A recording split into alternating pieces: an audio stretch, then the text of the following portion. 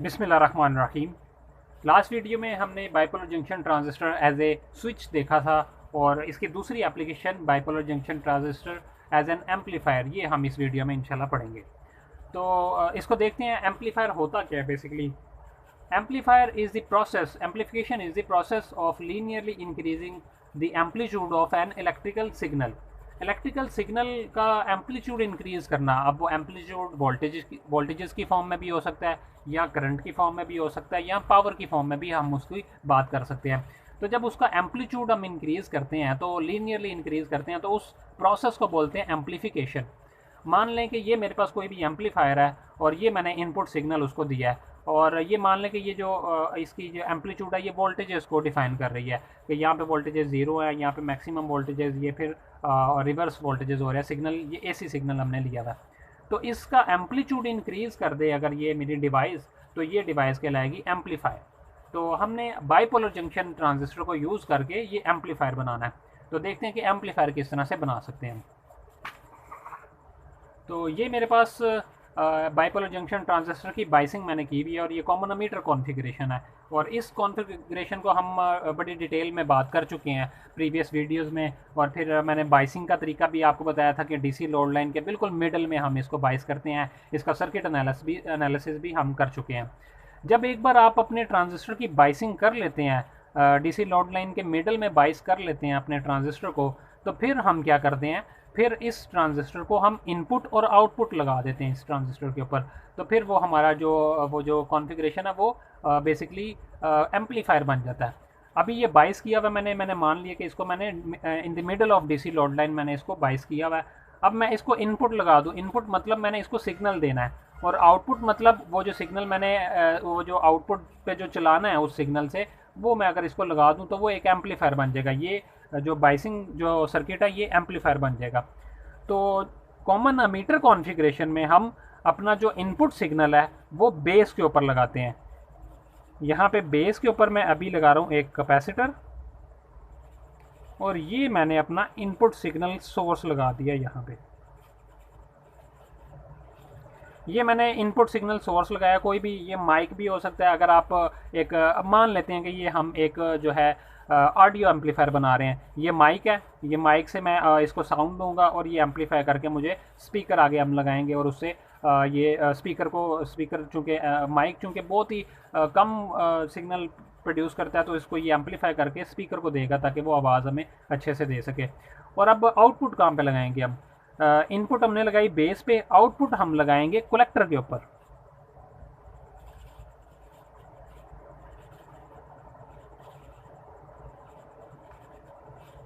तो जितना मेरे पास जो स्पीकर है उसकी जो रेजिस्टेंस होगी उसके बराबर का मैंने यहाँ पे रेजिस्टर लगा दिया। ये बेसिकली रिप्रेजेंट यही करेगा, यहाँ पे मैंने एक स्पीकर लगाया हुआ है और ये मैं प्रीवियस वीडियोस में बता चुका हूँ कि रेजिस्टर को किस तरह से हम यूज़ करते हैं डिफरेंट जगह पे। तो यहाँ पे स्पीकर की जगह पे स्पीकर क्योंकि बना तो नहीं सकते हम, जिस तरह से यहाँ पे माइक नहीं मैंने बनाया, एक सोर्स बना दिया। इस तरह से यहाँ पे मैंने एक लोड लगा दी, लोड रजिस्टर लगा दी, जिसको हम यहाँ पे बोलेंगे RL। अब ये कैपेसिटर यहाँ पे क्या कर रहे हैं, इसको मैं बोलूँगा C1, इसको मैं बोलूँगा C2। इनको बेसिकली बोलते हैं कपलिंग कैपेसिटर्स। अब देख लेते हैं ये किस तरह से काम कर रहा है।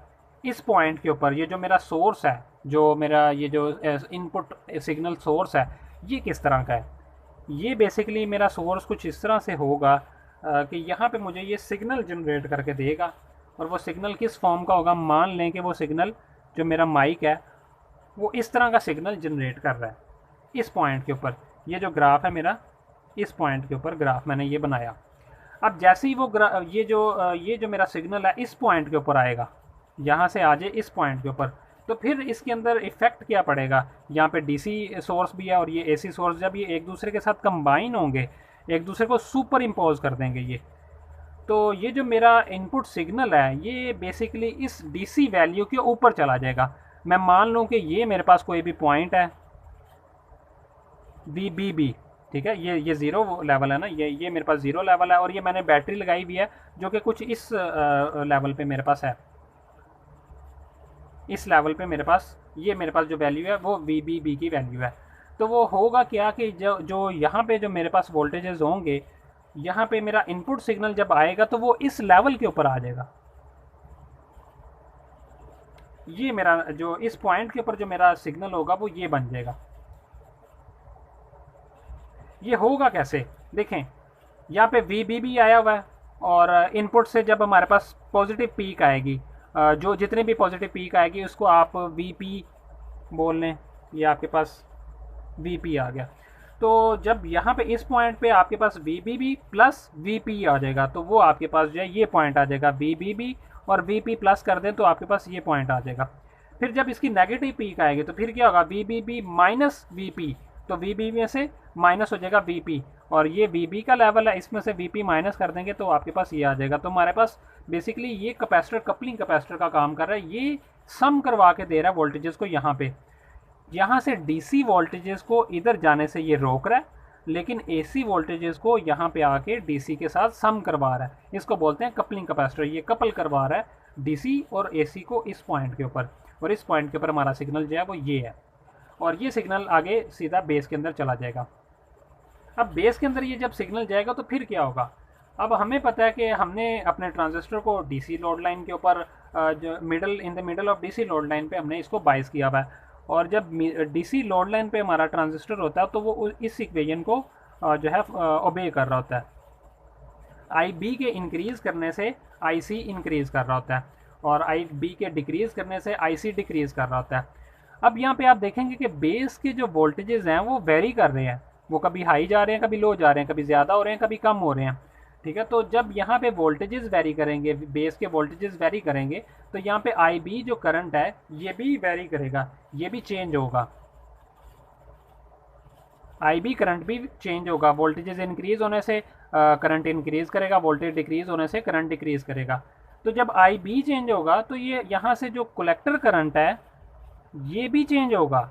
ये भी जब IB चेंज होगा, जब IB कम होगा तो कलेक्टर करंट भी कम होगा, जो IB ज़्यादा होगा तो कलेक्टर करंट भी ज़्यादा होगा, लेकिन IB से कई गुना ज़्यादा ये वेरिएशन होगी।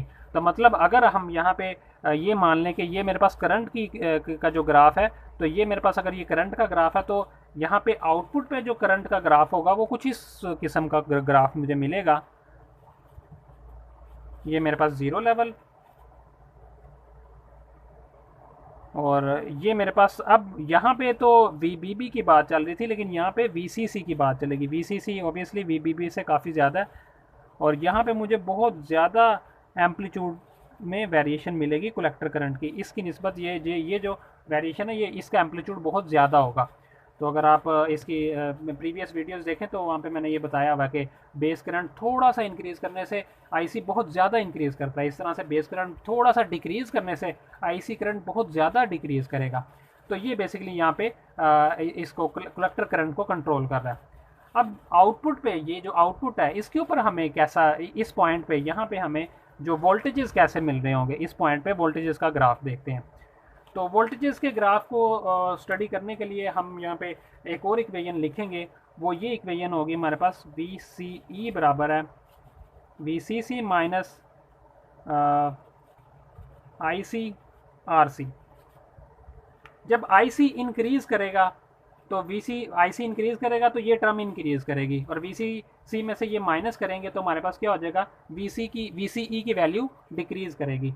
लेकिन जब IC डिक्रीज़ करेगा तो फिर ये वैल्यू कम होगी, कम में से VCC में से कम वैल्यू माइनस करें तो VCE की वैल्यू ज़्यादा मिलेगी हमें।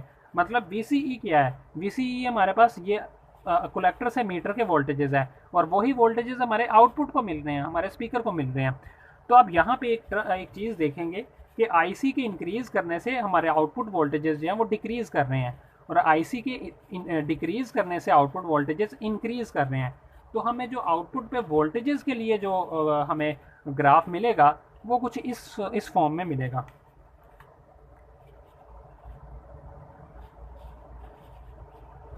अब मैं ये मान रहा हूँ कि ये मेरे पास ज़ीरो लेवल है और ये मेरे पास VCC का लेवल है। तो जो मुझे आउटपुट पे वोल्टेजेस मिलेंगे वो इस VCC के अबाउट जो ऑसिलेट कर रहे होंगे, और उसका एम्पलीट्यूड बहुत ज़्यादा होगा। ये मुझे इस फॉर्म में मिल रहे होंगे। देखें, जब आपके IC करंट जो है इंक्रीज़ कर रहा है, IC करंट इंक्रीज़ कर रहा है, ये टर्म इंक्रीज़ कर रही है, और हमारे पास VCC में से माइनस करें ये चीज़ तो क्या होगा, VCE कम हो जाएगा। तो हमारे पास VCE जो आउटपुट है वो ये कम होती जा रही है, ठीक है। लेकिन जैसे ही IC डिक्रीज़ करेगा, IC यहाँ से इस तरह से डिक्रीज़ करना शुरू करेगा, तो फिर क्या होगा, फिर हमारे पास VCC में से जो ये वैल्यू कम माइनस हो रही है, तो VCE की वैल्यू आउटपुट वोल्टेजेस, ये पूरा ग्राफ VCE का ग्राफ है, आउटपुट वोल्टेजेस का ग्राफ है हमारे पास, तो ये वैल्यू इंक्रीज़ करेगी। अब आप देखें, इनपुट वोल्टेजेस आपने ये दिए, आउटपुट वोल्टेजेस आपको ये मिल रहे हैं, इन दोनों के दरमियान में 180 डिग्री का फेस शिफ्ट आ गया। आप जब इसके इनपुट वोल्टेजेस इंक्रीज़ हो रहे हैं तो आउटपुट वोल्टेजेस डिक्रीज़ हो रहे हैं, लेकिन बहुत ज़्यादा डिक्रीज़ हो रहे हैं। जब आउटपुट इनपुट वोल्टेज कम जो है डिक्रीज़ हो रहे हैं, तो आउटपुट वोल्टेजेस बहुत ज़्यादा इंक्रीज़ हो रहे हैं। और हमें बिल्कुल सेम ऐसी ही आउटपुट पे वेवफॉर्म मिल रही है, लेकिन इन्वर्ट होके 180 डिग्री के फेस शिफ्ट के साथ मिल रही है। तो हमारा सिग्नल एम्पलीफाई तो हो गया, लेकिन 180 डिग्री के फेस शिफ्ट के साथ आया।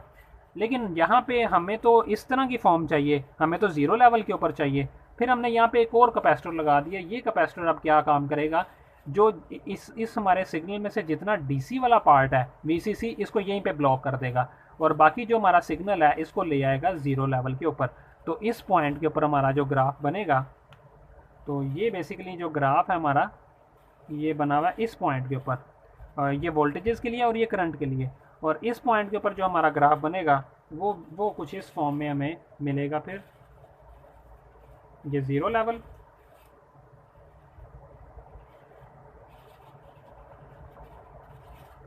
और ये एम्पलीट्यूड, ये इनपुट सिग्नल था हमारा, लेकिन आउटपुट सिग्नल हमारा जो है एम्पलीट्यूड इंक्रीज होके मिल रहा है, और ये हमारे पास आउटपुट सिग्नल हमारा मिलेगा इस पॉइंट के ऊपर, जो कि असल हमारा आउटपुट है। ये हमने इनपुट दिया, ये आउटपुट दिया। तो जैसे ही हमने इनपुट लगाया और आउटपुट लगाया अपने ट्रांजिस्टर को, जो बाइसिंग जिसकी हमने की हुई थी, वो एक एम्पलीफायर बन जाता है। तो इस तरह से हम एम्पलीफायर बनाते हैं। ये मैंने पूरा कंसेप्ट दिया कि किस तरह से कॉमन एमीटर एम्पलीफायर में फेस शिफ्ट आता है, 180 डिग्री का फेस शिफ्ट आता है। ये 180 डिग्री का फेस शिफ्ट समझने के लिए आपको इस वीडियो को 3-4 बार देखना पड़ेगा, फिर आपको समझ आएगी कि किस तरह से 180 डिग्री का फेस शिफ्ट आ रहा है। इन ग्राफ्स को समझना पड़ेगा, किस तरह से वोल्टेजेस ऐड हो रहे हैं इस पॉइंट पे, किस तरह से वोल्टेजेस ऐड हो रहे हैं इस पॉइंट पे, फिर इस पॉइंट पे, फिर आपको इसकी समझ आएगी कि किस तरह से 180 डिग्री का फेस शिफ्ट आ रहा है। और ये बहुत इंपॉर्टेंट क्वेश्चन है कि 180 डिग्री फेस शिफ्ट क्यों आता है। तो बेसिक आप इस इक्वेशन के थ्रू इसको एक्सप्लेन करेंगे कि जब IB इंक्रीज़ हो रहा है, इनपुट वोल्टेज इंक्रीज़ होंगे तो IB इंक्रीज़ करेगा, IB इंक्रीज़ करेगा तो IC इंक्रीज़ करेगा। लेकिन IC जब इंक्रीज़ करेगा तो यहाँ इस इक्वेशन से हमें पता चल रहा है कि VCE डिक्रीज़ करेगा, तो मतलब 180 डिग्री का फेस शिफ्ट आ गया। IB के इंक्रीज़ करने से IC इंक्रीज़ किया, IC के इंक्रीज़ करने से आउटपुट वोल्टेज डिक्रीज़ किए। लेकिन जब IC डिक्रीज़ करेगा तो आउटपुट वोल्टेज इंक्रीज़ किए। ये 180 डिग्री का फेस शिफ्ट यहाँ पे प्रोड्यूस करके दे रहा है हमें। तो ये हमारे पास bipolar junction transistor as a amplifier इस तरह से काम करता है। तो अभी इसकी इसकी DC एनालिसिस तो इसका हमने कर लिया हुआ है। अभी मैं इसके वोल्टेज गेन कितना आ रहा है, करंट गेन कितना आ रहा है, इनपुट इम्पिडेंस, आउटपुट इम्पिडेंस या पावर गेन कितना आ रहा है, ये अभी मैं ड्राइव नहीं कर रहा, क्योंकि अभी हमने इसका AC एनालिसिस नहीं देखा। अभी तक हमने एम्पलीफायर का DC एनालिसिस सिर्फ किया है। अपनी जो बाइसिंग का DC एनालिसिस हमने किया प्रीवियस वीडियोस में, AC एनालिसिस नहीं किया। नेक्स्ट हम क्या करेंगे, हम पहले बाइसिंग की टाइप्स देखेंगे कि कितनी टाइप से, क्योंकि बाइसिंग करेंगे और फिर इनपुट आउटपुट लगा दें तो फिर एम्पलीफायर बन जाता है। तो तमाम टाइप्स की बाइसिंग हम देखेंगे, फिर इनपुट आउटपुट लगाएंगे और फिर उसका AC एनालिसिस करेंगे, और फिर उससे हम क्या करेंगे, उसका हम जो है वोल्टेज गेन, करंट गेन और पावर गेन, ये तमाम पैरामीटर्स जो कि एम्पलीफायर से रिलेटेड पैरामीटर्स हैं वो फाइंड करेंगे इंशाल्लाह।